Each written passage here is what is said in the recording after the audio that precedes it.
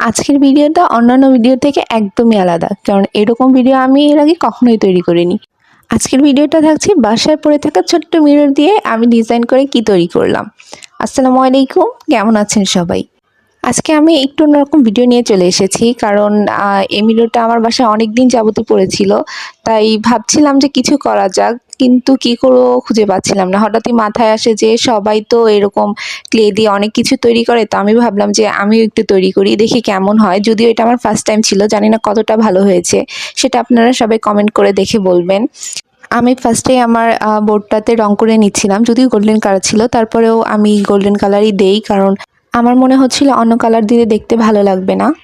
তারপরে আমি ক্লে দিয়ে কতগুলো সার্কেল বানানোর ট্রাই করছিলাম, কারণ আমার প্ল্যান ছিল আমি কতগুলো ফ্লাওয়ার বানাবো।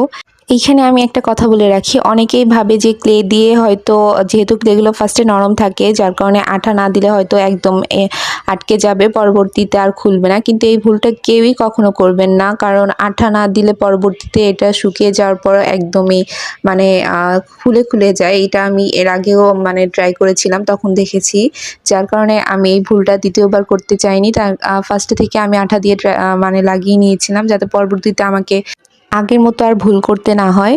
তারপরে এই তো আমি বেশ কয়েকটা ফ্লাওয়ার বানিয়ে নিয়েছিলাম। তারপরে এইখানে আমি মিররের চারপাশে ক্লে দিয়েই একটু ডিজাইন করার ট্রাই করছিলাম, কিন্তু ফার্স্টে দেখতে ভালো লাগছিল না।